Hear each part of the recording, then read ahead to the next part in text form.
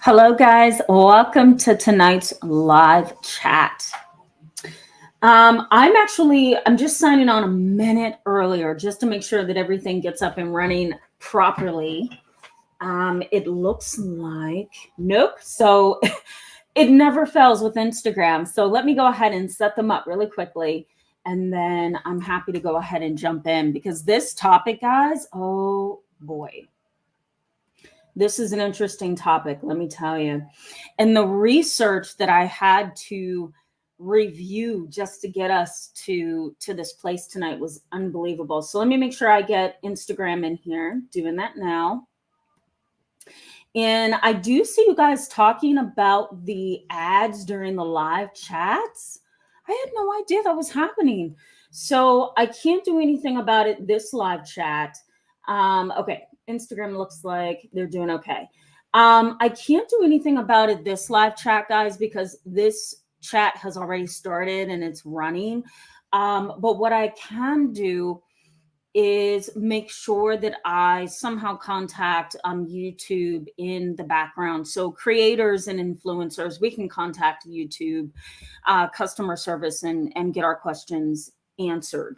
So I will certainly do that. I apologize for that, guys. I don't know how that started happening. Okay, before we jump into this topic, I want to read you a quote that I think is going to be the most important foundation of this entire chat tonight. Okay, and this is from Frida Fromm. She is basically one of Sigmund Freud. She was one of Sigmund Freud's contemporaries. And, she really believed in the foundation of his theories. And so she did a book in 1980. And I'm going to see if I can post her book for you. Excuse me, guys, her book for you after this chat goes off tonight so that you can maybe read about it. But really what she's trying to get at is what we call collective narcissism. And collective narcissism, which I'm going to break that down as we go along too tonight, it's basically the idea that a group of individuals have a narcissistic identity, that they feel that they are better than or superior to everybody else. And sadly, if you are, existing in a family that's very spiritual, very religious, and they also have characteristics of narcissism, you're likely going to experience collective narcissism. And over time, as you grow in your own personal life and in your family dynamic or in your relationship, if collective narcissism is present, it's going to take a toll on you at some point. So Frida Fromm is saying that collective narcissism really has a lot to do with the psychology of the person. What is it that they need so deeply on the inside that, they have to become a part of a group or a part of a movement or a part of something that seems powerful just to have an identity? We also call that collective self-esteem. Collective self-esteem. The individual may not have self-esteem per se, right?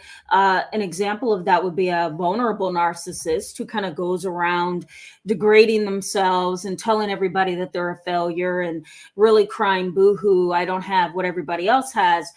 A vulnerable narcissist can very much go after and seek collective self-esteem, where they feel like, in this group over here, I'm superior than everybody else. And if you have a narcissistic family member or you're in a relationship with somebody like this, it's possible. It's very possible that, you could be experiencing abuse.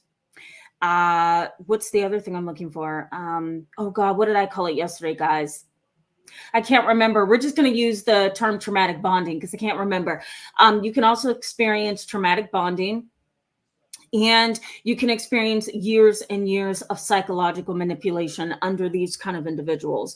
So let me just get into this. Okay, guys. So here's what Frida Fromm says. I thought this kind of summarized collective self-esteem and collective narcissism pretty well. She says, he is nothing. But if he can identify with his nation or can transfer his personal narcissism to the nation, then he is everything. She goes on to say, the individual satisfies his own narcissism by belonging to and identifying himself with the group. We're going to talk about what that means. Not he, the nobody is great, but he, the member of the most wonderful group on earth. That is pretty interesting. I'm going to try to post that in the description box so that you can see it. Basically, what she's saying is this: the narcissistic individuals getting their narcissistic heart and soul comforted by being a part of a group that really makes them feel powerful. And while they individually may not feel powerful or may not feel capable, in this particular group, which could be a religious group, a spiritual group, they feel powerful. Let me make sure my mic is down here. I'm sorry, guys, my mic is like sitting over there. But in that group, you know, they feel powerful. And so when an individual within a group feels powerful, they start to, and especially a narcissist, they start to kind of digest and internalize thoughts, feelings, and even exhibit behaviors that are abusive. If I asked you guys to process for a second your family dynamic or maybe a relationship with somebody who's abusive, do you see the incorporation of religiosity and spiritualism as getting in the way of the relationship, of the healthy family dynamic? You might find that, right? And I'm wondering if that's why most of you are on here tonight as well, because you can relate to that. Now, let me say, nothing is wrong. And I want to put this out there as a disclaimer. Nothing is wrong with having faith, believing in God. I believe in Jesus Christ. That's basically my life foundation. Okay, guys. But I don't go around, you know, dangling crosses in people's faces and saying, I'm a Christian. I don't do that. But there are those who do. Nothing is wrong with believing in God, believing in Jesus, believing in a spiritual road that gives you identity, that gives you faith and hope. You know, for me, it's peace and faith and strength and perseverance. For a lot of different people, it may be, this is the only thing that's gotten me from point A to point B, right? Nothing is wrong with that. But here's where things get tricky. So that was my little disclaimer. But here's where things get tricky. If you have somebody who has abused you with their religion, has slapped you over the face or punched you in the face, if you will, with religion, because, and I'm using that terminology because one of my kids this week said, Miss Tamara, I feel like my mom just is constantly slapping me in the face with religion. All throughout my life, that's all she's done. So I'm using her terminology. But if you have somebody that's, you know, kind of lording themselves over you or being very self-righteous or, you know, forcing you to be involved in spiritual practices that feel unnatural and just kind of goes against the grains of who you are, if you're feeling some kind of trauma or psychological trauma and manipulation from religion and spirituality, it's not a healthy thing, right? Now we're moving into a realm that's not only terrifying, but it's a realm that can make you feel trapped and stuck, right? And so then we go back to the conversation from yesterday, which is traumatic bonding. Traumatic bonding. You just kind of get stuck in this relationship pattern of survival that, okay, I'm going to, and let me also mention too, I can't remember who it is that asked me about this. It may have been Phoenix. I can't remember. I have terrible memory, as you guys can already see. I think it was Phoenix, though, that asked me about Stockholm syndrome, I think. And, you know, you kind of experience that as well when it comes to collective narcissism in a religious and spiritual realm. But you may have, you know, survival instincts that have come up in you over time when it comes to a family member who believes in religion and spirituality, and they use it in a way that's unhealthy. They weaponize it. I think that's the word that I'm looking for. They weaponize their religiosity and spiritualism, and it's in a very self-righteous and pompous way. It is not there to show love and affection. It is not there to say that my faith is going to help us get from point A to point B. It's an abuse of power. If that's what it is, then we're talking about collective narcissism. We're also talking about self-righteousness and spiritual and religious narcissism. Now, for the research of this video tonight, it was interesting, some of the research that I had found on this topic, because number one, we don't have a lot of research when it comes to spiritual and religious narcissism and how that within a relationship or family dynamic can traumatize another person.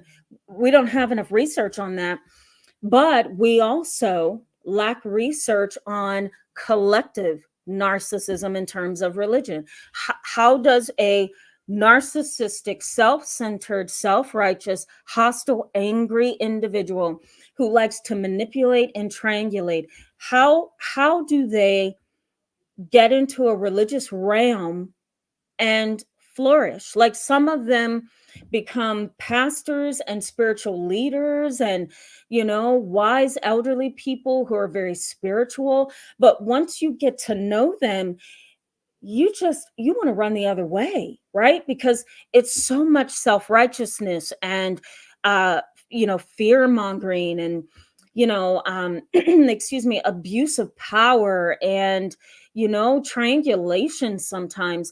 I once had a client, and I feel so bad for her because I think she's still a part of this, but she saw me about 4 or 5 years ago. And, this young lady was so lost, 19 years of age, trying to really get from point A to point B in her family, grew up in a cult. Dad left the cult and introduced her to Catholicism. But while being introduced to Catholicism, guess what he was doing to her? He was physically and sexually abusing her. How's that possible, right? Well, because he was a very sick, self-centered individual. If I wish we had a diagnosis for dark empaths, because at the time I identified traits of dark empaths, which are definitely the narcissistic piece, the psychopathy, so this cold, callous, I don't care about you kind of demeanor, and then the Machiavellianism. It was allowing him to feel some kind of pleasurable stimulation from being this Catholic leader, and yet he's sexually abusing and physically abusing his daughter all at the same time, and getting up on Sunday for mass and getting in front of a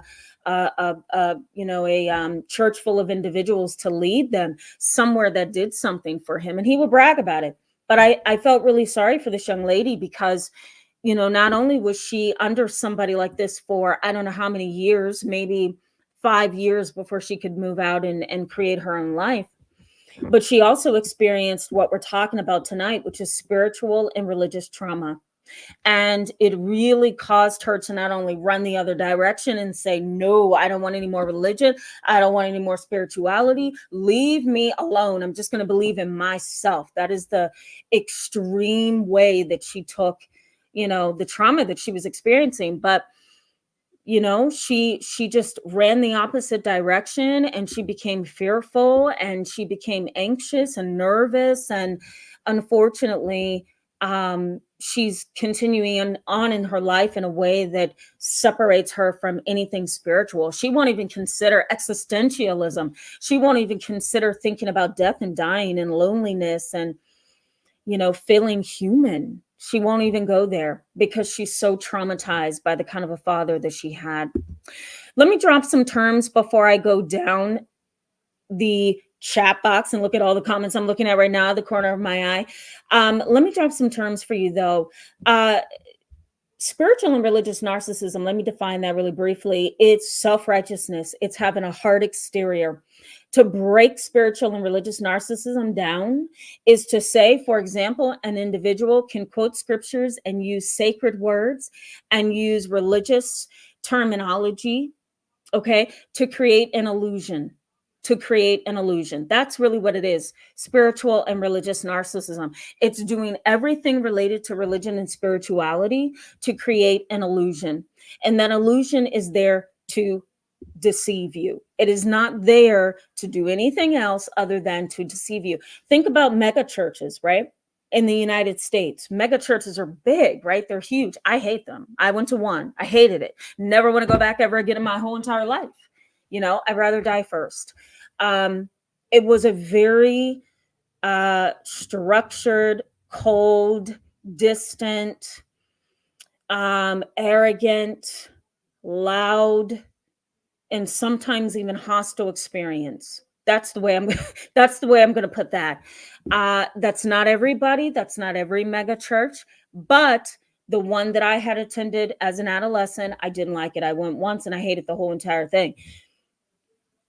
But those kind of churches and even masses, and some of the other religious buildings that characterizes spirituality and religion, you know, they can feel very distant and very cold and very scheduled and very scripted. That's the word that I'm looking for. Very scripted. There's no heart, there's nothing, there's no soul attached. It's just this coldness, money seeking, you know, place where everybody is there getting their own narcissistic and personal needs met rather than doing the work, which is relating to people, connecting to people, having conversations, being loving, right? And if you have an individual in your family who's like this, let me know in the chat box. I'm sure there have been some moments where you've been like, I don't want to talk to you. I don't want to talk to you. I don't want to text you. I don't want to message you. I don't want to do any. Stay out of my life because you're so arrogant and so self-righteous and so spiritually narcissistic, right? Let me also say, there was one study. I'm going to make sure that I post it in the description box. I still have to post some things from yesterday's chat, so bear with me, guys. I literally crashed after last night's live chat. I'm like, what time is it? But one study that I'm going to post for you showed, and this was pretty interesting to me, one study on religious individuals and spiritualism found that individuals who are religiously narcissistic were way more narcissistic than the actual narcissist. Okay, let me go back over that. So this study highlighted that there was a group of religious individuals who could be characterized as narcissistic. They were all narcissistic. They seemed to score much higher on the narcissism scale because they were religious, because they were spiritual. They were more arrogant, self-centered, pompous, really built on creating an illusion more so than the actual narcissist, the non-religious narcissist. I'll put it to you that way. That tells you something, right? Yeah. They had an overly high self-esteem in this study. So, okay, let me go to the chat box, see what you guys are saying, communicate with you for a little bit, and then we're going to jump in. Okay, I feel like I've already kind of jumped in, but we're going to jump in a little bit more. We're going to talk about what's wrong here. Why does this traumatize you, right? Let's say, for example, you've lived under the pressure and the burden and the entrapment of a religious movement or of a spiritual movement or spiritual family, a religious family, or an individual who just suffocated the life out of you, and maybe they meant it or didn't mean it. Who knows? It could be intentional, unintentional. It still has a traumatizing effect on some people. So we're going to talk about in just a minute here, what's wrong here? Why is this traumatizing to the human mind sometimes? So I'm going to give you basically what psychology says about it and what I've seen as well. I also want to give you some information on why this happens. Why are there individuals in your family, in your relationship, in the world, in churches, in mass groups, in meetings and spiritual groups? Why are there people like this? What does the research on psychology, the psychology of religion and spirituality say about this? And then I'm going to give you some information on what should never happen to you. And if it happened to you, then it's likely you are dealing with some kind of trauma and I'm trying to find the right word for it, trauma and some kind of intense fear because of what has happened to you. So we're going to delve into that in a minute. Okay, guys, let me go. Excuse me, let me go to the very top here. Let me welcome Cam. Hello, Cam. Glad to see you back tonight. Welcome, welcome. Sun and Sunflowers, welcome back. Tammy Nicely, welcome back. I think I mentioned earlier. Oh, that's awful. Okay, so I'm going to put Mrs. Ed up here.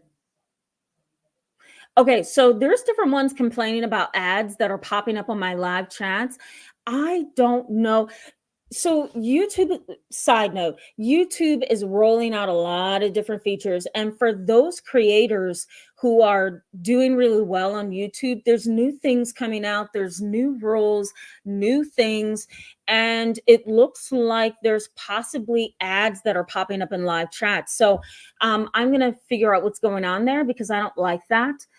Tammy nicely mentioned it. Now Mrs. Ed is mentioning it. So I will figure that out. I apologize that that is happening. I will figure out what's going on my end. Hello, I'm going to mess up your name again, even though everybody yesterday tried to help me figure out how to say it. Siobhan. I better have said that correctly. Welcome to tonight's live chat. I'm sorry if I did not. Starburst, always happy to see you. I love that name. Welcome, welcome. Glad to have you back tonight. Keisha, Monique, haven't seen you in some time, so glad to see you. FIFA LaFleur, glad to see you as well. Welcome, welcome to tonight's very controversial live chat. Yosef Bedias, I mess your name up all the time as well. Happy Saturday to you. I'm glad to see you back. Sammy, hello. Welcome, welcome. Thank you so much for that. I'm doing well. Hope you are as well. Phoenix, welcome back. Let me know if you're the one who mentioned Stockholm Syndrome, okay? Because I want to decipher between Stockholm Syndrome and traumatic bonding for you. I think it was you, but I can't recall. Sylvia Love Jones, hello and welcome back to tonight's live chat. So glad to see you.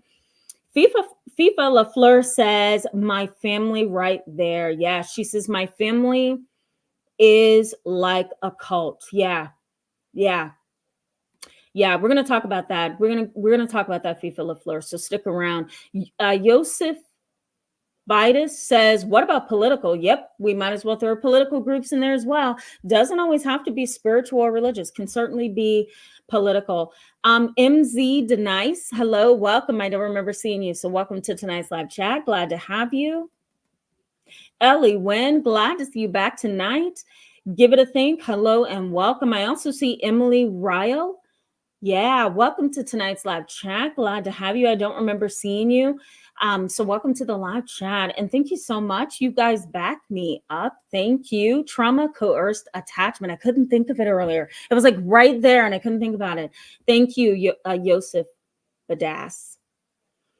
Okay, guys, I'm looking for comments. Give it a think says, interestingly, it is atheism that my family cult mostly adheres to. Yeah, I'm glad you mentioned that because atheism is also kind of like a train of or I should say a mindset. That's the word that I'm looking for. It's a mindset, right? I understand it.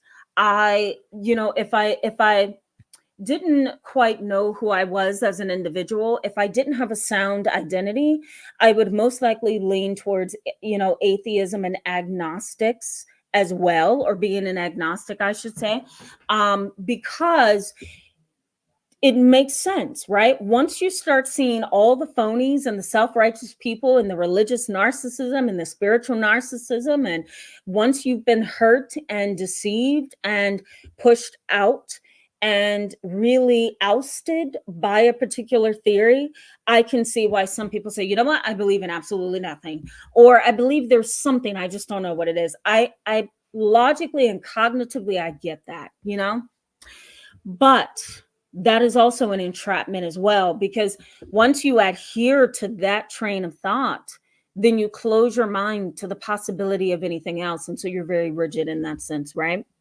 Yeah. Okay, I'm gonna leave your comment up there. Emily Ryle says, I personally disagree. Religion is destructive, manipulative, and deceptive. It can be. We don't want to generalize, right? We don't want to generalize because there's so many people who adhere to religion, and yet they are wonderful people. They're fantastic people, right? But what we are talking about in tonight's live chat is the trauma that you can experience from an individual who just has overdone this, and they are not considering you as the person, right? So really strict religiosity can definitely be destructive, manipulative, and deceptive. I'm going to give you an example. My different individuals in my family, way down in my family on my mom's side, very, very religious. And growing up, they were not only some of my extended family members, they were only not afraid to wear pants, but they were also very afraid to dress in a way that gave them an identity and some freedom. And they would also not be allowed to wear jewelry. So, earrings and bracelets and rings and things like that. Over time, that really put them in a place where they felt very isolated from the world. Over time, though, I remember growing up with my family members, extended family members, and I would see a pair of blue jeans. And I'm like, okay, we're getting somewhere, and then they would put on earrings and put on a necklace and bracelets, and they would actually wear a ring on their hand. It was nail polish. That was another thing. It was a gradual process, but for many years, were they deceived and manipulated into believing that they couldn't do these things because it would make them displeasurable to God? Oh, absolutely. And for me, that was a place of entrapment for them. Like, just me growing up watching that was just horrific. But is it a part of their religion? Yes. Is it a correct way to go about things? Who knows? Were they affected by that belief system? Yes. Yes. Absolutely. Colibri Flyer, hello and welcome to tonight's live chat. Glad to see you. Says, I suspect my church lady sister poisoned my siblings, thinking that my so-called lifestyle, being gay, is deplorable. It has been years of neglect from both of my siblings. Yeah, it's, I tell my clients who are questioning that you really do have to carefully communicate, right? You don't want to communicate in a way that's going to crush people to where they're not going to hear you or consider you or to somehow embrace what you're saying. And that can happen, right? I think we're all on a journey of trying to figure out where we need to be, right? And so on that journey of discovery, we have to be very careful with how we communicate and why. And so that's why tonight's live chat, I think, is so very complicated and so very controversial, because it can be a very tricky place to be in. Religion, spirituality, politics, we might as well put that in there too, as somebody mentioned earlier. It's really difficult, right? So yeah, I'm even being very careful with how I even lead this discussion tonight. Phoenix, yes, that was you. Okay, so Stockholm syndrome, I will jump on that in just a little bit. I will tease that apart from traumatic bonding because it's I think it's important to tonight's live chat. Eva Boutique Emporium 120. I probably messed that up. Hello and welcome to tonight's very complicated live chat. Eva says, I've dealt with my entire life in regards to my, did you finish that?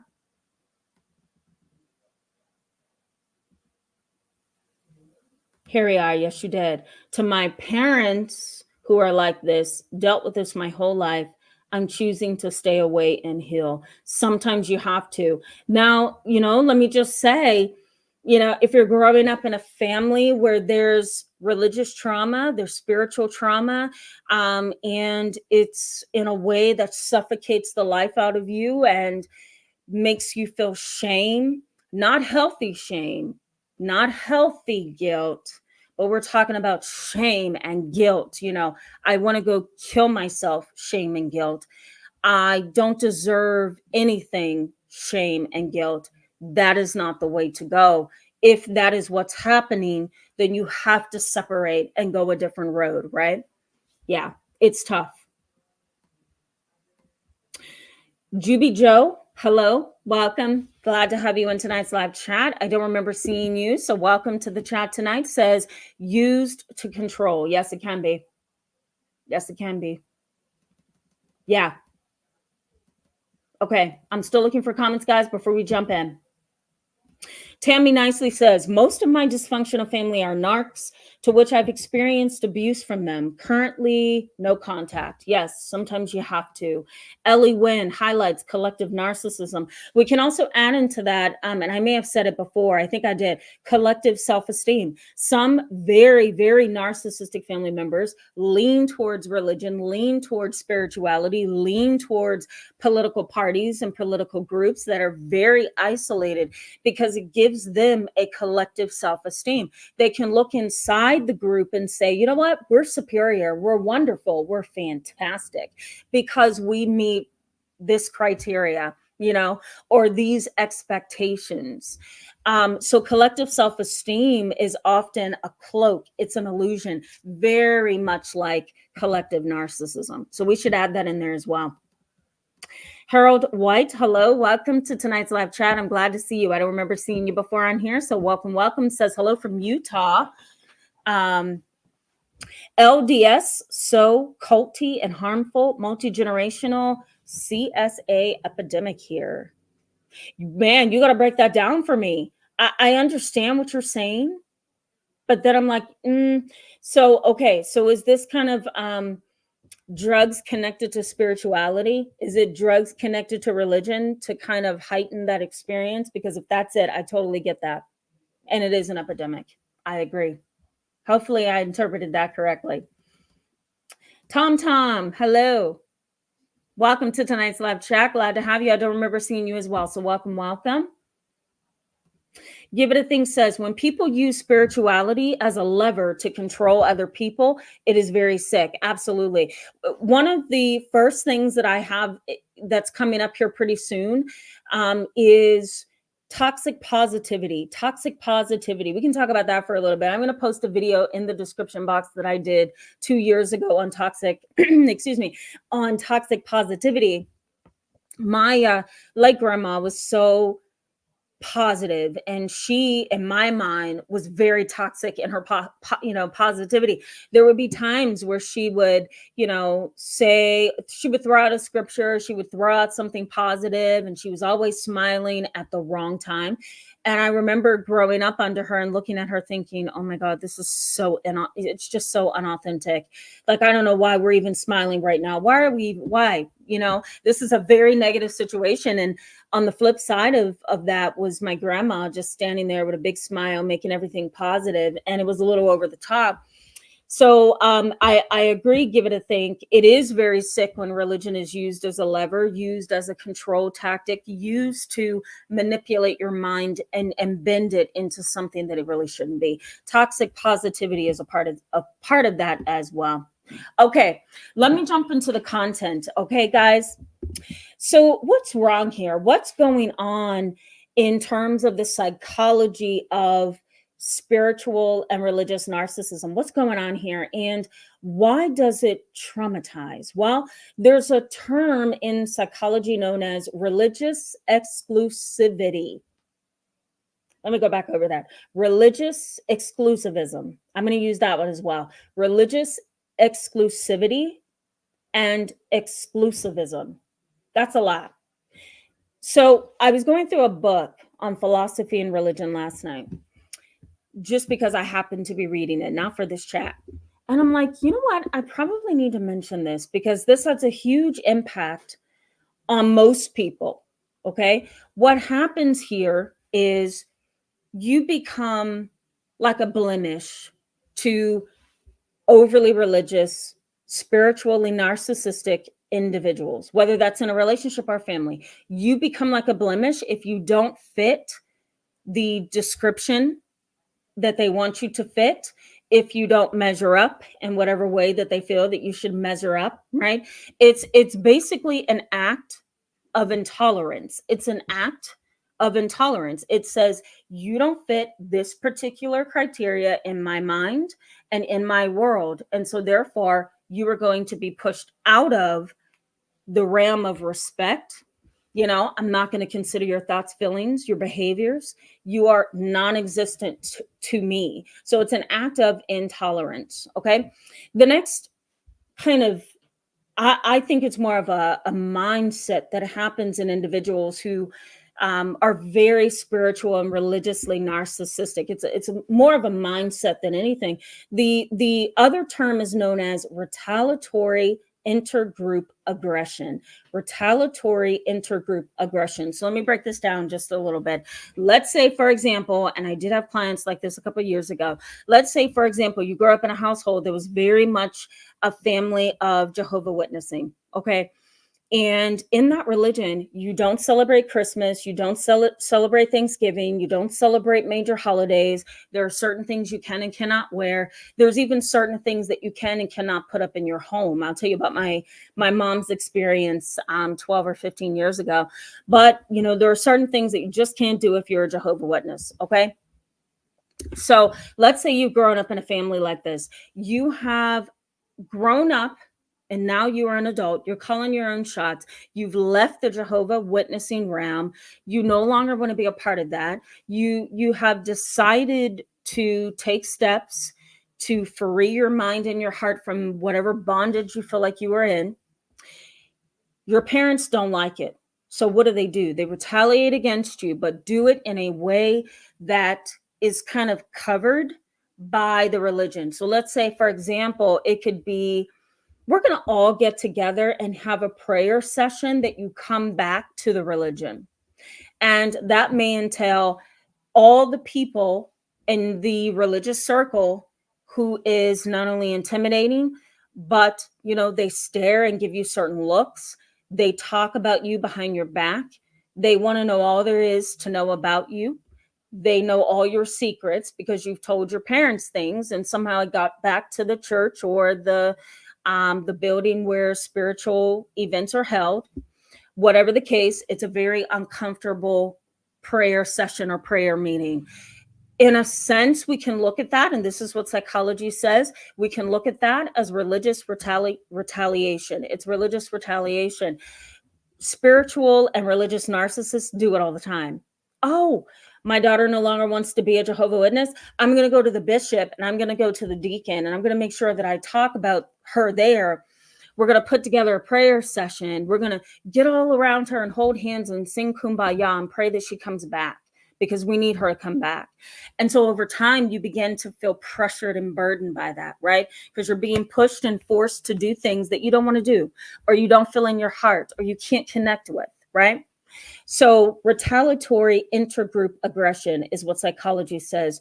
There's also in this realm of toxicity and religious trauma, there's also biased perception of superiority. There's a biased perception of superiority. It's, I'm in this religion. This is what my religion says that we represent. So that puts me way up here above you. And I don't care if we make you feel insecure, if we make you feel hated, if we make you feel toxic, shame, and guilt.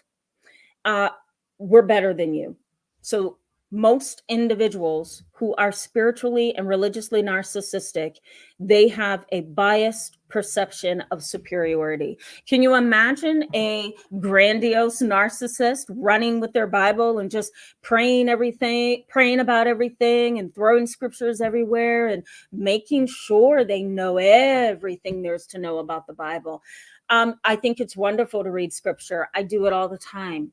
And I love that time, right? For me, that time is one-on-one with my faith and with God. And it's one-on-one time for me to process and think about things and even figure out what to bring to you guys on this channel.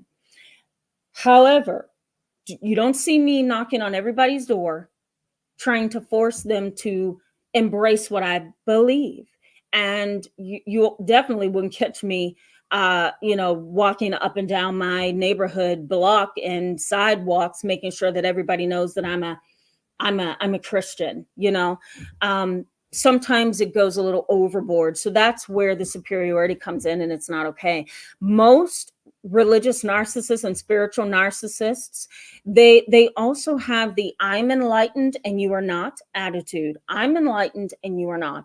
I'm enlightened and you are blind. I'm enlightened and you are stupid. I'm enlightened and you're foolish. It's always that this is what I have versus you. It's not a, let's walk together and talk about this and see if we can make some sense for your life. That's not in there. It's I'm enlightened and you need all the help you can get kind of disposition. That can be traumatizing in and of itself. It can also be relationally destabilizing, right? Because now you're taking on a guilt and a shame that kind of makes you want to run and hide rather than embrace some theories that may be helpful, right? So psychology also highlights that. Psychology also says that religious narcissists, spiritual narcissists, they also have a hypersensitivity to insult. They can't have an open mind. It doesn't exist, right? So they get upset with you, they become bossy and pushy, they become overbearing and dominant, they become retaliatory, they go and run to groups and, prayer sessions and talk about you. They may even enlist the help of an organization to bring you in, and to get you to think like us. It's a very scary place to be in when you're being forced into something, and it can traumatize you over time. In fact, psychology on complex PTSD actually says that religious and spiritual narcissism can very much lead to complex PTSD. And it can also lead to Stockholm syndrome and traumatic bonding, which we're going to get into in a little bit. Okay. Let me also mention too, before I go to the chat box, I was trying to process if I wanted to move on to the research studies. Let me just mention before I go to the chat box that psychology also highlights that religion is often used in families where there's a very toxic, dysfunctional dynamic, but there is kind of like this traditional mindset where women are not to be smart and intelligent. Women are not to be leaders. They have to sit and be quiet and let the husband lead 100% of the time.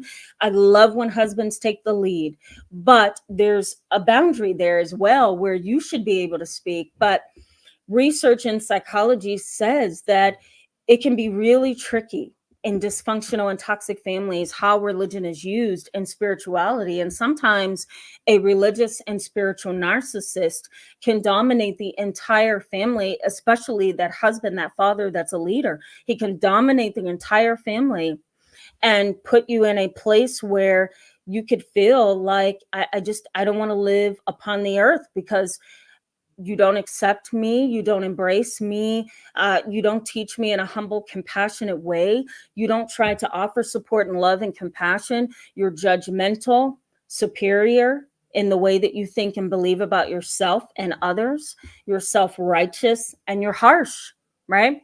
That's a religious and spiritual narcissist. There's no heart there. It's all, I'm better than you, follow me, I'm the leader, I know which way we're going here, I'm good at this, not you.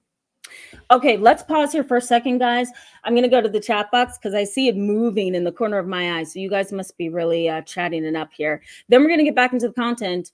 I'm going to give you some research, and then I'm going to tell you what should never happen. What should never happen in a family or in a relationship where there's religious narcissism or spiritual narcissism. Sunkiss Diva 01, hello, and welcome to tonight's Complex Live chat. Glad to have you back tonight. Uh-oh, what did I do? Hold on, guys. Hold on. Here we go. Oh, geez. I lost my comment section. I almost panicked. Juby Joe says, as believers, we are not to judge others, but have seen a group do just that. Yes, Juby Joe, that's correct. We are not to judge others. It's okay to make judgments every now and then, right? Because we're human. But to actually harshly judge is a no-no, because that in and of itself can be traumatic, right? Experiencing that harsh judgment on the other side. So Juby Joe says, as believers, we are not to judge others, but have seen a group do just that. The elders had sin in their life. What they were accusing others of showed up in their family. Yes. Have you ever had that experience personally where, here's an individual who's running with religion and running with a spiritual mindset and saying that they're going down a particular road, and the next thing you know, they're having an affair? That happened with my grandfather, pastor for I don't know how many years, maybe 35 plus, right? But left my mom and her brother behind and had an affair on my grandmother. You know, it's like you say you're this way, but then you don't act that way. Your behaviors don't follow what your mouth says, and that can also be traumatic in a sense. Excuse me, guys. I'm glad you pointed that out. Thank you, GB Joe. Tammy nicely says, someone at my church was Bible bashing me. He was supposed to be a friend, trying to cut him out of my life. But I see him at church. Yeah, absolutely. That's tough. I don't like Bible bashers. I don't. I like the humble position of, hey, what has really helped me? This particular verse here, Psalm 19:20. That's been powerful. Why don't you read it? See how you feel. That's a humble way to go about it. Not Bible bashing. I don't like that either. When that happens, I think it's okay to put up a boundary. Like, I'm done with you. We're not doing this. Do you need to have an open mind? Yes, but within reason. Siobhan, I hope I'm saying that correctly. Correct me if I'm not. Says, yeah, mega churches creep me out. Yeah, they can be very impersonal. Cam says, I have a family that will tell a story about running into a friend while shopping. She will then randomly say things like, she's not a very good Christian, then keep telling the story. Oh, God. Yeah, I've seen them, Cam. I've seen people like that. Harold White, thank you so much for mentioning these people. Toxic family fueled by religion. I think that's a good way to put it. I just put you up on the screen. Yeah, so that this can be seen. Ted Bundy was definitely one. Yeah. Sammy says, my father joined Jehovah's Witness for a few years. I never joined, always refused. Yeah. Yep, absolutely. I don't blame you, Sammy. Emily Ryle says, there's a study that showed 93% of pastors were narcissistic personality disorder. If you could find that study, let me know. Post it in the comment section. That would be great, I think, for people to be able to actually see. I think that's a really high percentage, and I'm not sure that that's really backed by research, but at face value, I can say it wouldn't shock me. Rootsby, hello, and welcome to tonight's live chat. Says, interesting. Yeah. It's a controversial topic.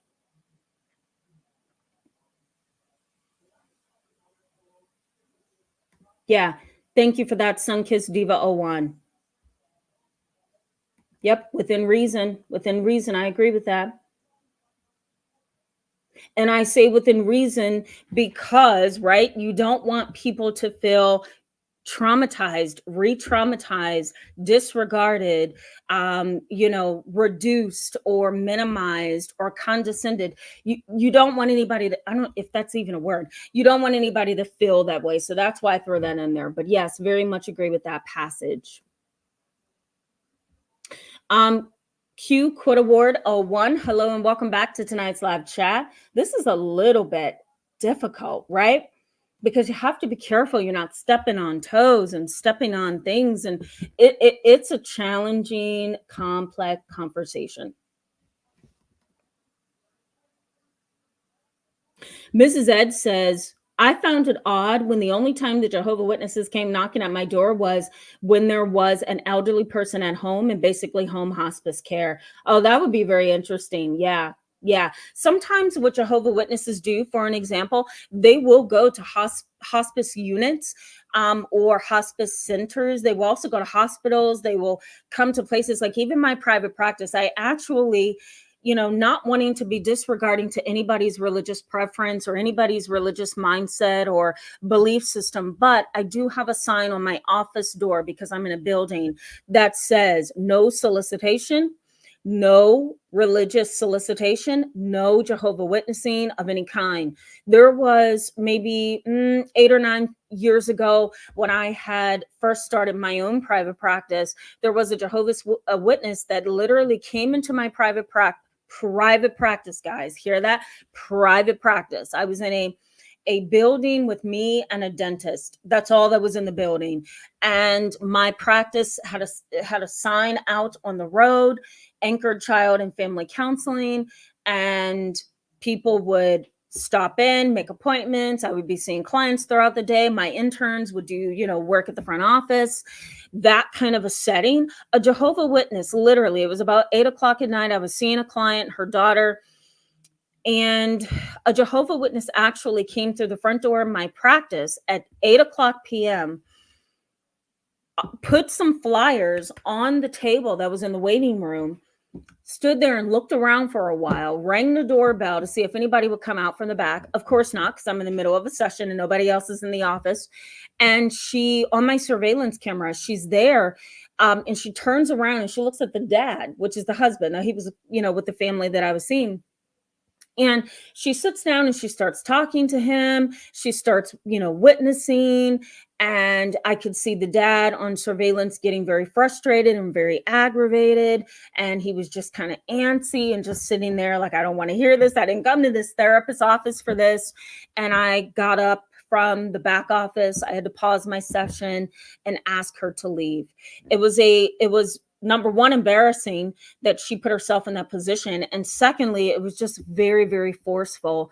It was uncomfortable to come into a place where people have problems. They're here to get help. They're not here to be witnessed to or to be trapped in an environment where they can't even leave. He can't leave. He's waiting on his wife and his daughter. So sometimes, Mrs. Ed, there are medical places or private practices and things like that, hospice care centers, where Jehovah's Witnesses do go, but it can be a very uncomfortable experience. Yeah. And you don't even know also, if the person that you're witnessing to or trying to get to become a part of your religion, you don't know if they've had religious trauma, which is the foundation of this conversation tonight, right?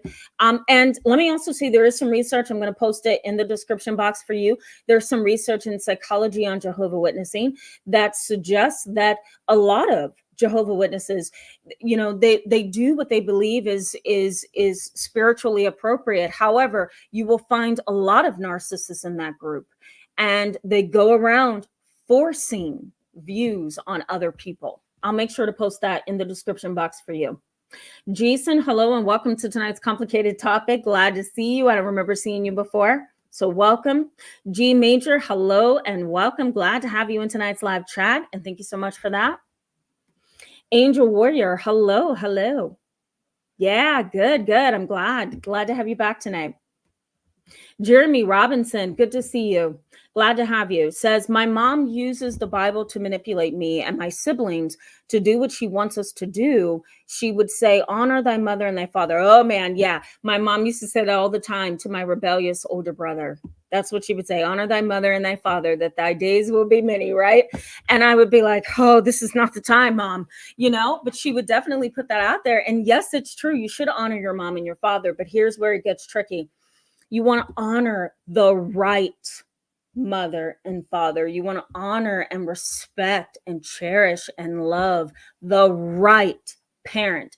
That passage doesn't highlight that there are some parents that just simply should not be honored. They're just not parents. They had you, but they're not parents, Yeah.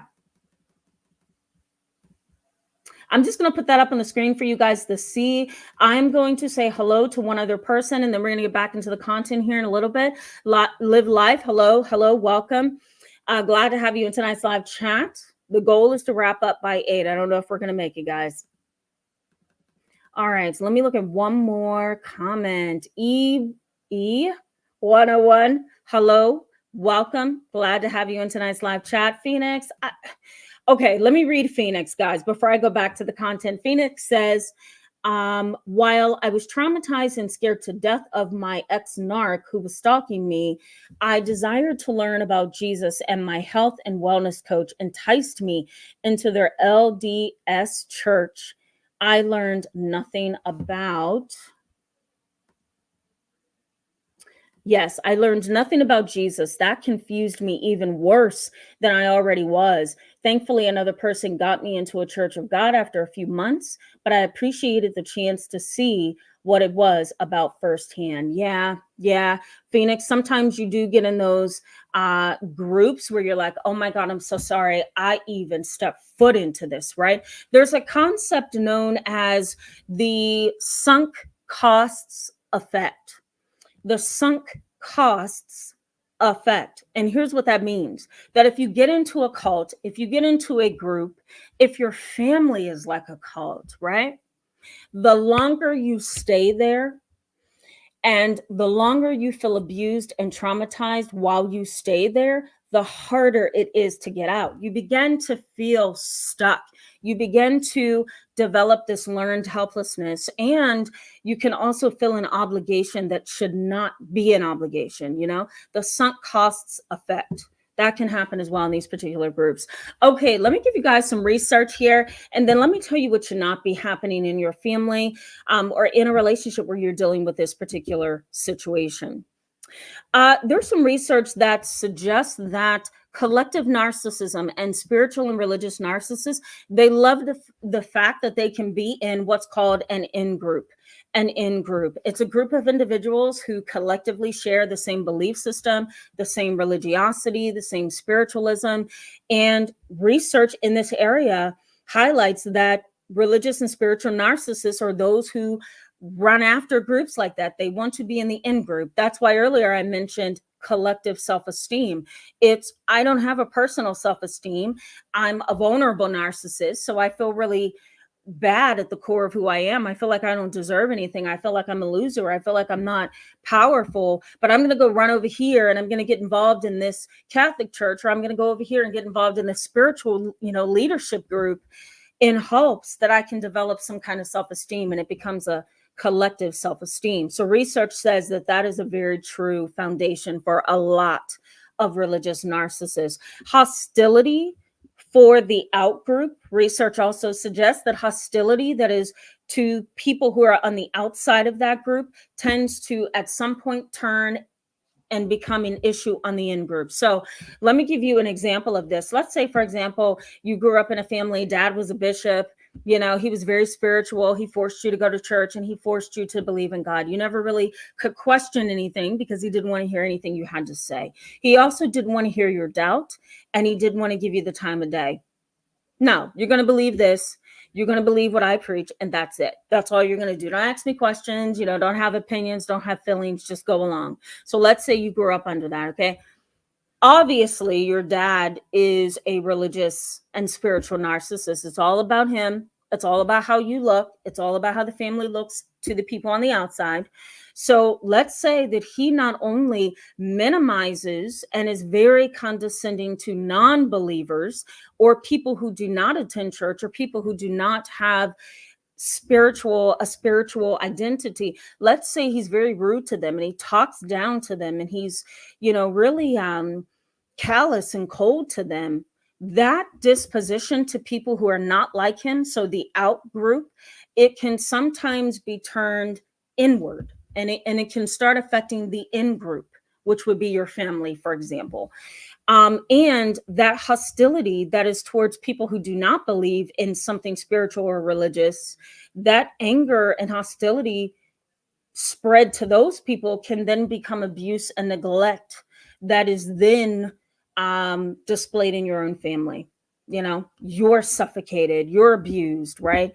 There's some kind of traumatic bond that's been developed between you and your father, for example, in that particular dynamic. Okay, guys. So research suggests that hostility that is towards the out group can become hostility that is turned inward.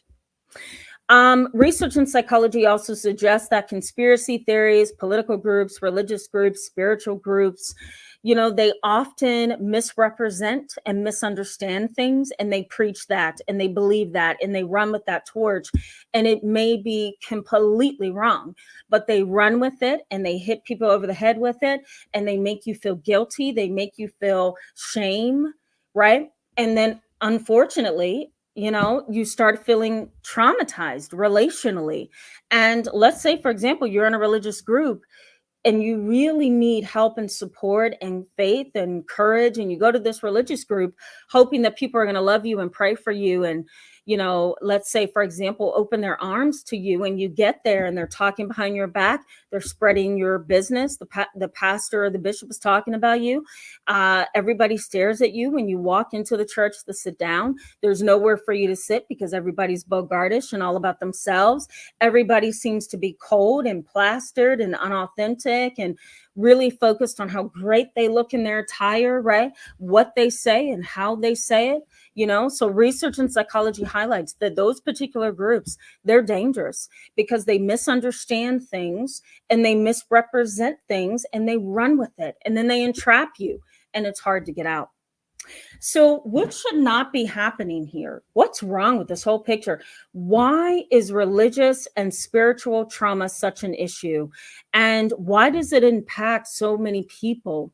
What should not be happening in the dynamic of a healthy relationship and a healthy family? One, I mentioned earlier, toxic positivity and a dismissal of reality. I absolutely hate when religious organizations or spiritual groups try to force you to believe positively, no matter what. You have to be happy, you have to pray about everything, which is true, but that's within reason. But really positive individuals who dismiss reality, they just want you to go somewhere and be quiet and pray about it.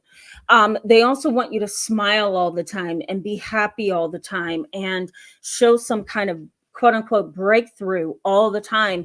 And that's just not reality. So that should not be happening. Another thing is fear tactics, coercive control, and hostility. That should not be happening as well. Anytime you're in a family or a relationship or any kind of group where there's fear tactics, coercive control, and there's hostility and lies, we can add that in there, run. That's not where you need to be. There should never be encouragement of isolation, withdrawal, or stonewalling. There should never be. That's not a healthy environment for you or for any of us, So encouragement of stonewalling, isolation, and withdrawal should never be happening. Shaming and blaming, you guys know that should never be happening. These are all the things that causes religious and spiritual trauma and religious and spiritual complex PTSD. Okay. A loss of a healthy and critical thinking ability, that should never happen as well. You should always be able to critically think, process things, weigh things, observe things. When that's not happening, that's a problem. When you're just told to be quiet, to shut up and to go along and don't question and don't ask and don't get involved, that's a problem. That's a problem. So a loss of critical thinking should never be lost. It should never be lost. That's a problem. Constant questioning and reframing of your experience should never be happening. If you have, for example, a mom or a father, a sibling who constantly questions everything that you do and makes you feel shame and makes you feel blamed, and then they also take your painful experiences and reframe it in the way that they want it to go, that's not okay. And psychology says that this is one of the reasons why some people who have religious PTSD or spiritual PTSD have a hard time going back into religious families or organizations, because they've dealt with, number one, being shamed and blamed. Number two, being shown up to everybody else as the wrong individual. I'll put it that way. Or as a rebellious individual, and their experiences have been reframed in a way that's just not okay. It's not their story anymore because it's been changed, manipulated, and skewed. Research in psychology also highlights that a lack of respect and a lack of respect of individuality, that's a problem. That should never be happening, within a family, within a group. That's religious narcissism all over again. Follow me, listen to me. If this is a parent of yours or a family member, follow me, listen to me. I'm enlightened. You are not. Follow me. Religious narcissism. It's not healthy. Research also highlights what's called an abusive hierarchy. So if you are in a family where dad is religious, mom's religious, and then all the kids underneath have to follow, okay, that makes sense. But sometimes the abuse happens in a way that kind of silences you, and you don't get a chance to question, critically think, research, figure things out, find your own purpose, find your own peace of mind. You don't get a chance to do any of that. And so trauma can develop over time in that, because you don't have the ability to work on situations and things that are happening to you because of an internalized fear to say anything, to do anything, to get help. I have one client. I'm so very proud that this client has stepped outside of her abusive and religious household, and she has found therapy on the outside. Her family is all about just doing A, B, and C in a religious way, never seek out therapy. And that has really been hard for her, but so proud of her for taking the initiative and saying, you know what, I'm getting out of this abusive hierarchy. I am going to go seek help. There's some religious organizations that wouldn't like live chats like what happens on my channel, because it promotes critical thinking. It opens the door to a different way to think and process. And when it comes to religious trauma or religious narcissism, that's the last thing they want you to do, right? Because if you think and process, you may see through them. And I'm sure they don't want that. One last thing, self-aggrandizement. Actually, I lied. It's two last things. Self-aggrandizement. That's another thing that happens in unhealthy situations. And a mismatched persona. A mismatched persona, if I can say it. And basically what that means is, okay, on the outside, there's a positive facade, but on the inside, you're abusing us in the home. You're talking bad to us. You're ousting me. You're making me feel ashamed and guilty unnecessarily. You're retaliating against me. And we could just go down a whole list, right? So there's a mismatched persona. The facade is positive, but behind the scenes, it's a totally different person. These are some of the things, guys, that can trigger religious and spiritual PTSD. And for those of you who are like, well, where does that put me?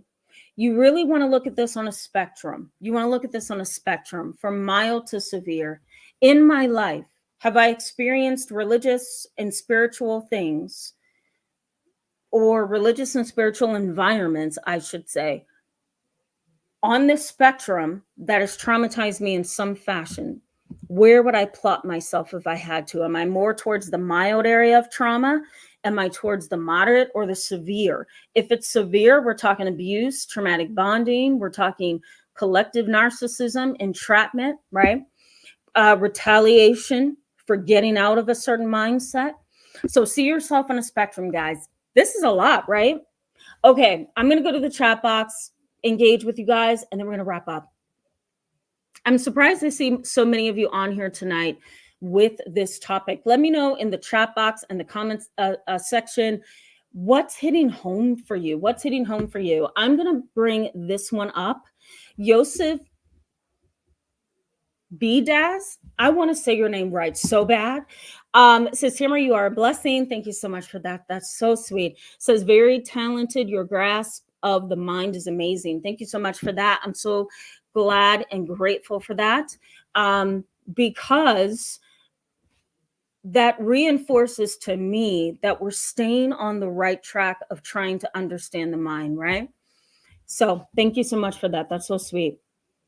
Messenger of Yah, hello and welcome to tonight's live chat, says atheism is a religion because they have made it into one. Yeah, it can be. Absolutely. GB Joe says, I'm shocked by large pastors attacking other churches. Yeah, that's a good one too. Yeah. Courtney Frazier, hello, welcome. Glad to have you tonight. Deborah Penna, glad to have you back tonight. Emerald Jack, 4200, hello and welcome. Haven't seen you in a little bit. Glad to see you. Harold White says, high control, high demand religion turned my family into narcs over generations. Yeah. Let me also throw out here something that a lot of people say about narcissists that is important. One is narcissists are not born, they are made. They're not born, they are made. And you may have a family member, which this has happened in my own family, extended family, where there's an individual who becomes a religious individual, and they go from humble and relatable to self-righteous and hard to talk to. And you're like, why are we not meshing here?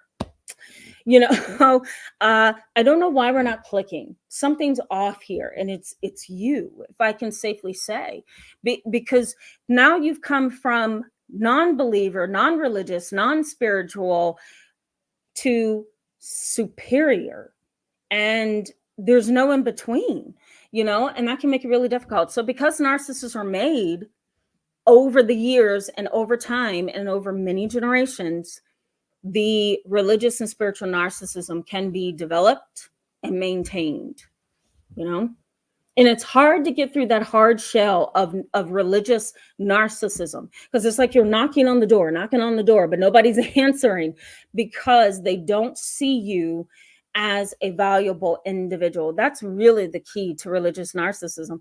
I don't see you as valuable other than to get you to think and behave like me, and that is not okay. Marie B, hello, welcome to tonight's live chat. I'm glad to see you tonight. We're going to wrap up here in just a little bit. Silent Walk, hello, hello. Welcome to tonight's live chat. Glad to have you. I don't know. Are we having tech issues? Did I miss a tech issue? Hopefully I didn't. I'm sorry if something techie happened and I wasn't paying attention. I'm just going to put your comment on the screen, Harold White.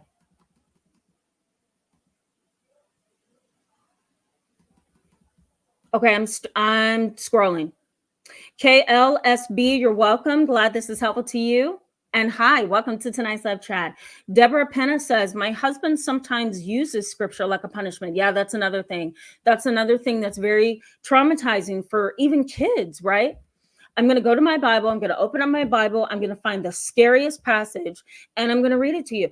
I once did therapy with a father who was very, very religious. He was Catholic, and he felt that the Bible was the it all. And yes, in our belief system, it is. But here's where he went wrong.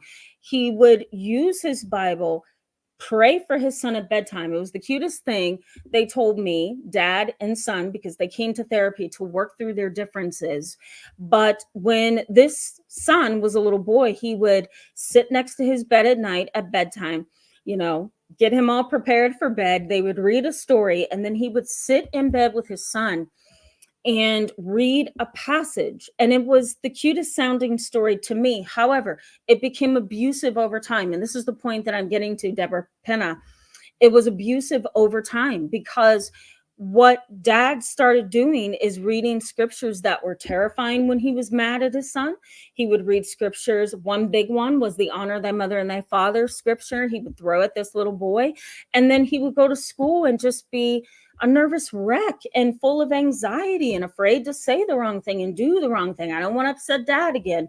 And it was a very, very toxic and dysfunctional dynamic between the two of them. Thankfully, therapy helped them, but I totally get you, Deborah Penna. Sometimes scripture can be used as a punishment, and that's not okay. Nyan says, Vault, I hope I said that correctly. Welcome to tonight's live chat. Says, manipulation through religion is one of the most toxic, potent tools used by narcs. It's the machine that drives guilt and shame. Absolutely. I'm so glad that you mentioned that. Very much agree with that. Very much agree with that. Sunkissed Diva 01, thank you for that passage. Yep, there's many false leaders in today's society. Yes. And I do believe that passage speaks to even our now, right? Yeah, there's many false teachers. And I'm just going to say in the world at large, right? You really have to figure out who you're listening to. Sandy, oh Lord, Zentek, I hope I said that correctly. Welcome to tonight's live chat. I'm glad to have you. We're going to wrap up in just a little bit here. Ash Tone, hello and welcome. Glad to see you. Says, I grew up a Jehovah Witness and ran here when I saw the topic. Yeah. Well, I'm glad. I hope this chat has been helpful. I really and honestly don't want anyone to walk away from tonight's live chat feeling targeted or disregarded or disrespected. Really, the topic is centering around what's healthy and what's unhealthy, what's dysfunctional and what's functional, and how the wrong thing, including narcissism and self-righteousness and a hard exterior and superiority, can really flip your life upside down. Also, what's important about this conversation is trying to help you see that maybe the person in your life and your family who has used religion as a tool, maybe this individual is a narcissist at the core of who they are. And so this is why they are so difficult to talk to, difficult to deal with, difficult to relate to. But I truly don't want anybody to walk away feeling like, oh my God, my religion was talked about. No, I do not want that. But to your point, Ash Tone, the Jehovah Witnessing religion is a tricky one for me. I don't have any clients that have come out of that religion happy. I'll put it that way. Yeah. I'll leave it at that. Juby Joe says, excellent topic, and you are doing a fantastic job with your research presentation. Thank you. That's so kind of you. Thank you for that. Thank you so much for that. Jupiter Clark, yes. Welcome to tonight's live chat. Glad to have you. And yes, you're welcome. And thank you so much for that. All right, looking for comments before we wrap up, guys. Colibri Flyer says, my siblings don't like the idea of me having some money put aside. They accuse me of being selfish, though they are the ones who don't know how to give. It's projection on their part. Projection and dependence. If this is happening within a religious concept where they have their judgments of you because of that, I really wouldn't pay them any attention. To be very honest, I would minimize their projection, and it could just be self-righteousness too. Elizabeth Pepper, I can't leave a live chat without mentioning you. Welcome back to tonight's live chat. Says, without generalizing, I agree that religiosity is overall toxic and manipulative. It uses fog and coercive control while hiding. I agree with that. Given the history of culture and sociology, it's completely logical. Yeah, it is logical. It is. Tarika Styles, hello and welcome back. Glad to have you. Says, caught alive. I sent your private message on Instagram. I would like to become a member, but I can see how. That's so sweet. Okay. I'm going to post my become a member in the description box tonight so you guys can become a member. Those of you who are interested, you don't have to, but I am truly grateful for you becoming a member of the channel. And Tarika Styles, I did see you on Instagram. Last night's chat literally flattened me. I went straight to bed. Then I woke up at 2 a.m. and then I saw your message. Thank you so much. That's so sweet. Thank you. All right, guys, I'm looking for Silent Walk, and we're going to wrap up, guys. I don't want to keeping you over time. Silent Walk says, chosen one can be a family's worst enemy. I'm nice to my toxic kids, toxified. Okay, let me go back over that. Chosen one can be a family's worst enemy. I'm too nice. My toxic kids, toxified. Whoa, Silent Walk, I'm not getting that. Okay, I'm going to pull from that. It sounds like something about your ex-wife turning your kids against you may have something to do with a religious mindset or environment, and your kids are now a coalition against you. I hope that's right. I hope that's right. It better be right. A coalition, guys, in case you aren't familiar with that, I talk about it all the time on the channel now. A coalition is basically two or more people who get together in a family and they go against somebody else. The coalition is kind of sneaky too, because there's no spoken label or words that says that this is a coalition. and we are against this person in the family, but it's kind of like an unspoken rule. Everybody knows under the surface that we are all against A, B, and C over there. Silent Walk, I'm sorry that you're going through that. Elizabeth Pepper says toxic positivity, spiritual bypassing at its finest. My family uses it to shame you into silence. Yeah, if you're traumatized, it's your choice for not going to God, forgiving and letting go. Yeah, absolutely. Yeah. You have to be able to walk this line on your own, right? As a therapist, as a spiritual individual, as a follower and a believer of Jesus, I'm not going to force you to do anything that you're not ready to do. I'm also not going to run around with these big crosses and a Bible and make you feel ashamed. That's not it. Um, really, what I want is for you to be able to say, you know what, that person holds themselves well, and I want to know what it is that helps them hold themselves well like that. You know what I mean? So that's the way you want that to really go in a healthy manner.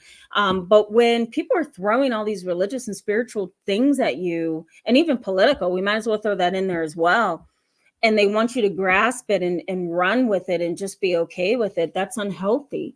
No, I have to do this the right way that's not traumatizing. And my mom had an experience years ago. I will self-disclose here before we wrap up that my mom uh, had an experience so many years ago. I'm going to say I wasn't born yet.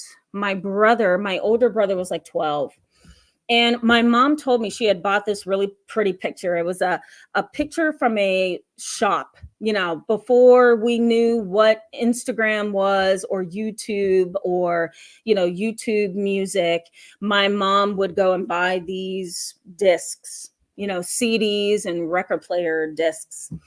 And it was a store where, you know, different ones sold their art and you go there and buy it. So my mom had bought this really big picture.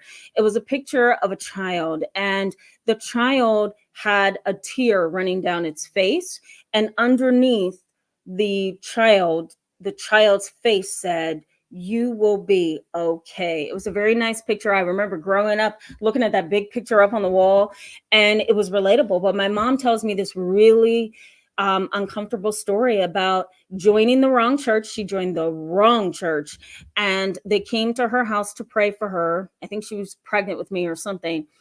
And they looked at that picture and they told my mom to take it down.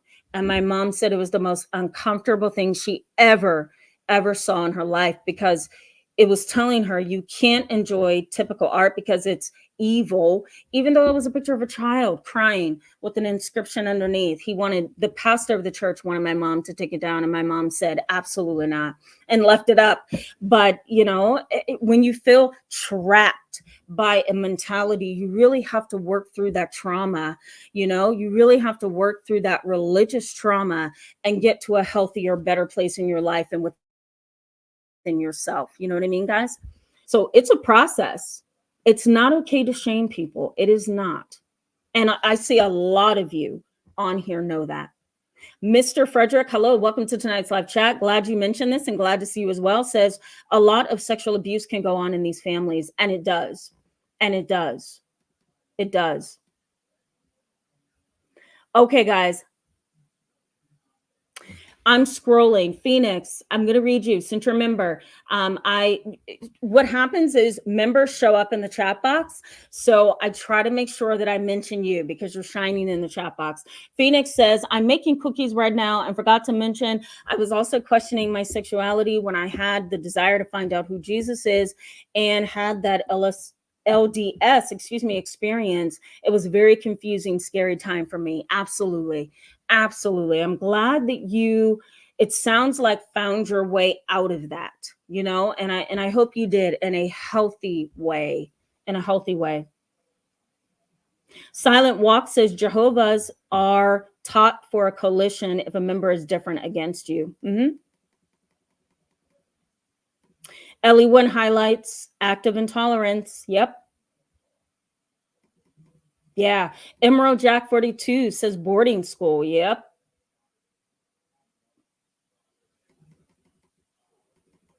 I'm just scanning. Forgive me, guys. I know I'm quiet. Okay. Ash Tone says, this is healing on so many levels. I was legit losing my grip. I feel validated. Wow, that's powerful. So, so glad you feel that way. So glad. That is wonderful. Ah, that's so sad, FIFA LaFleur. Yeah. Yeah. Families do become cults, don't they? Yeah, if they're overly religious. Even within my own family, we are literally divided. We're divided. We're divided when it comes to religion because one side, on my mom's side of the family, one side is extraordinarily religious. And I mean self-righteous religious. And then on the other side are the religious people, and they're loving and they're caring. They're a little out there, but they're over here hanging out doing their own thing. You know what I mean? And they have respect for themselves and people, and they love, and they go to God, and they pursue direction and wisdom, and that's wonderful. But on the other side, it's like, oh my God, just get me out of this. It can feel like a cult, can it? Having a family that's just so religious that it squeezes the life out of you. Yeah. Marta Kaur says, welcome to the live chat. By the way, always glad to see you. Says, what a great topic. Thank you for taking the time for these wonderful lives you do, helping and serving your community. Thank you so much for that. And I'm grateful for you saying that, because it is a service, right? I feel like I'm serving. So that's wonderful. Thank you for that. Okay, a couple more comments, guys. We're going to wrap up. Monica Bola, hopefully I said that correctly. Welcome to tonight's live chat. Glad to have you. Says, I worship at home, but miss some time of community. Yeah, I do too. I do too. Yeah. Good Christian music.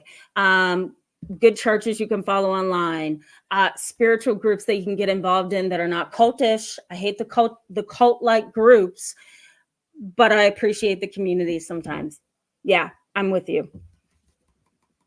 And I'm a firm believer, you don't have to get up every single Sunday to go to church. Should you have some room for just freedom to think and process and reconnect with your faith and be spiritual, and 100%, and just to be grateful and thankful, yes. But you may have family members just beat it into your mind that you have to go to church every single Sunday, and if you miss, God's mad at you, or if you miss, you're a bad person. I don't think that's scriptural, and I don't think that's a part of any healthy religion. Don One, welcome to tonight's live chat. Glad to see you. We're wrapping up in literally 2 minutes. Says, I love what psychology says from you. Yeah, thank you. Thank you. Okay, just looking, guys. Thank you so much, Jupiter Clark. I really appreciate that. All right, guys, I'm not seeing too many more comments. You're welcome, Silent Walk. Much love to you. You're welcome. Oh, man, that's some good language right there, Silent Walk. Okay, you guys are wonderful. I hope this was helpful. This was rough. This was rough for me. I feel like I was sweating through the whole thing, like, oh God, because it's so controversial, and I don't want you guys to walk away with this negative view. Really, this was supposed to be healing in a sense that says research sees you, psychology sees you, even the religious and spiritual community that is right, that is authentic, that is humble, they see you. Everybody is not a religious nut, a spiritual individual who just runs with a cult mindset to entrap you and to keep you stuck. There are some very sensible components to this. The first thing, though, that is most important for this entire live chat was there are religious narcissists, spiritual narcissists. It is very likely that you have experienced some kind of religious and spiritual trauma, and that's okay. There's a way out of that. And maybe I'll come back at some point, not next week. We're gonna have another interesting live chat next week, but maybe I will come back at some point and show you those different ways that you can kind of escape this. So thank you so much, guys, for being with me. I love all your comments, your questions. I'm going to take a break, but I'm going to be in the chat box and in the comment section responding to some things. So leave some comments from me if you need to. Otherwise, I'll see you guys next Friday. We're going to keep this series going for as long as you guys need them, and there's value. You know what I mean? So good to see you guys. Hope you have a good weekend. Bye-bye.